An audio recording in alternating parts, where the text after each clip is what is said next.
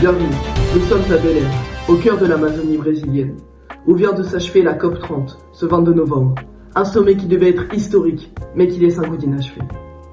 En effet, derrière les déclarations officielles et les poignées de main, se cache en fait une réalité beaucoup plus complexe, faite de stratégies, d'influences souterraines et d'engagements non tenus. Dans les prochaines minutes, nous allons décrypter ensemble ce qui s'est vraiment passé dans les coulisses de ce rendez-vous climatique tant attendu. Nous pouvons relier ce thème au sujet de la GSP sur les grandes puissances.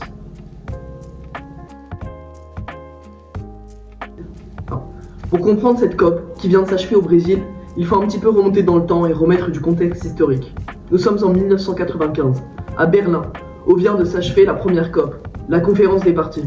Et donc cette COP avait été mise en place pour discuter des grands enjeux climatiques du moment qui étaient encore très peu présents dans les mentalités du grand public. Puis 20 ans plus tard, en 2015, à Paris, lors de la COP 21, des accords historiques ont été signés. Ils avaient pour but de fixer le réchauffement climatique global à 1,5 degré de plus qu'avant l'ère pré-industrielle. Mais je ne vous cache rien, ça n'a vraiment pas marché puisque nous avons déjà dépassé ce seuil. Alors, la COP en 2025, cette COP 30 devait être celle de l'action concrète. Le système repose sur un principe très simple, mais aussi qui est très fragile. En effet, tous les 5 ans, tous les pays doivent revoir à la hausse leurs engagements. Mais à Belém, cette année, le constat est sans appel.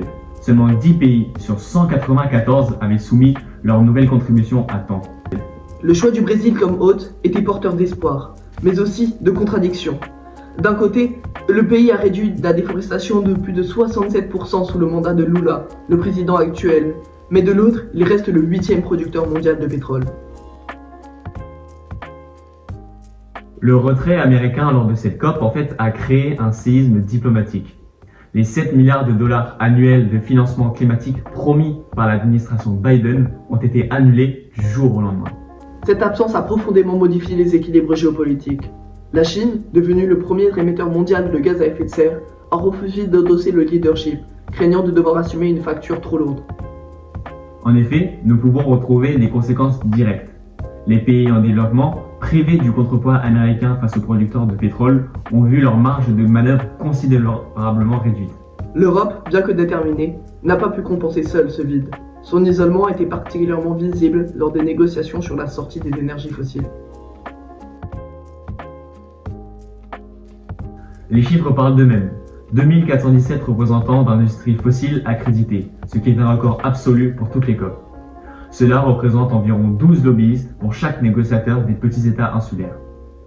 Cela, cumulé à l'absence ou à l'inaction des géants climatiques tels que les États-Unis ou la Chine, a laissé un véritable champ libre aux lobbyistes, ainsi qu'aux pays qui souhaitent exploiter les énergies fossiles telles que l'Arabie Saoudite pour promouvoir ces énergies.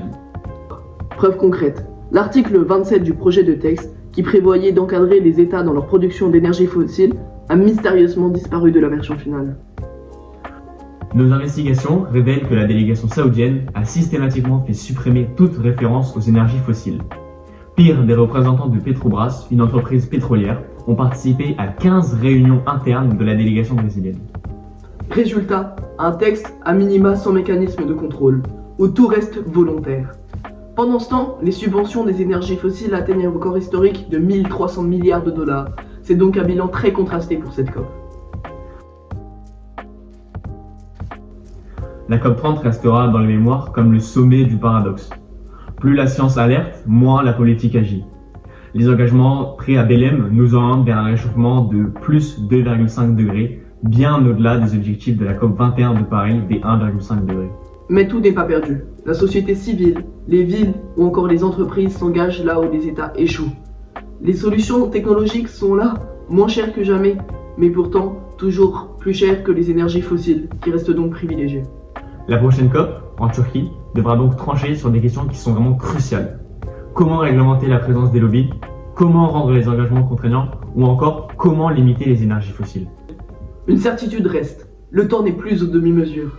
Soit nous changeons ce qui est déjà en place, soit nous devons assumer les conséquences, qui sont malheureusement déjà là dans certains États.